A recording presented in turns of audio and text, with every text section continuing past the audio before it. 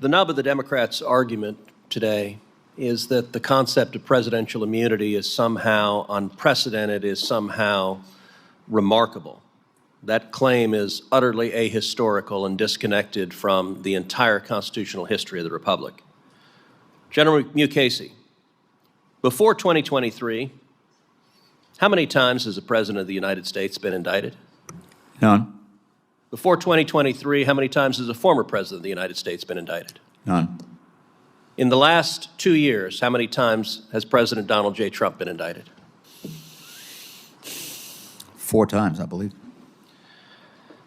Now, many presidents of both parties have engaged in controversial actions, and yet none of them have been indicted. Let me ask you, General Mukasey, if a private citizen were to erect an internment camp and to forcibly kidnap American citizens, to single them out because of race, and to imprison them based on their race, would that private citizen be subject to criminal prosecution?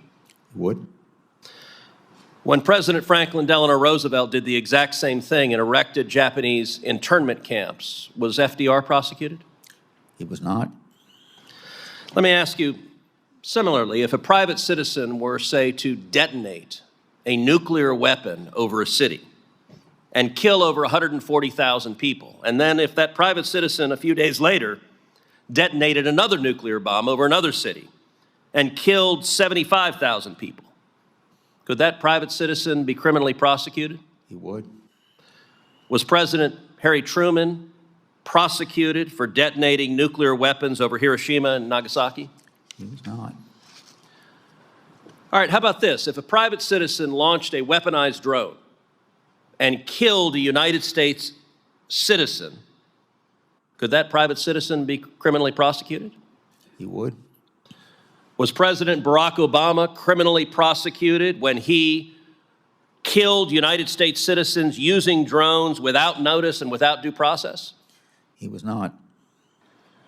Although, as far as due process is concerned, I believe the comment of my successor to that question was that Anwar al-Awlaki got, quote, all the process that was necessary. Well, although I suspect he might disagree with that assessment were he able to present his case. Right. All right. Let's contrast that with the rules that govern other federal officials. You were a judge for 19 years. As a federal judge, did you have immunity from your official acts? For my official act, yes. Yeah. Do federal prosecutors have immunity from their official acts? They do. Now, the distinction between official acts and personal acts is not a terribly shocking distinction. Under the decision of Trump versus United States, if any president walks onto the sidewalk and just shoots a citizen, is that president liable to be prosecuted? He is. How about this? If a president steals funds from his campaign, does that president face criminal liability? He does. How about this? If a president sexually assaults, let's say, an intern in the Oval Office, is the president subject to criminal prosecution for that? He could be.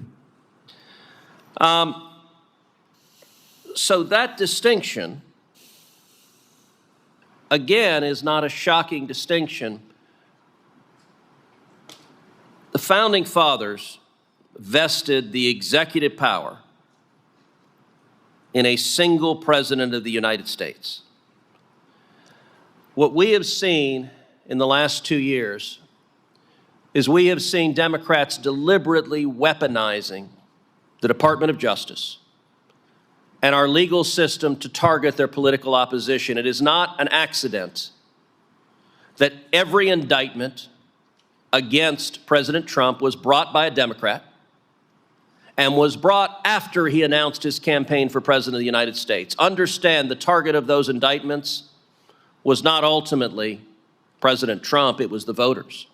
It was prosecutors who were terrified that the voters would choose to re-elect President Trump. One of the great things about the United States is we're not a banana republic. Since 2000, the nation of Pakistan has had 6 former prime ministers prosecuted and convicted. Brazil has had 3 former presidents arrested and imprisoned. Last year, Nicaraguan President Daniel Ortega arrested, charged, and imprisoned 40 political opponents.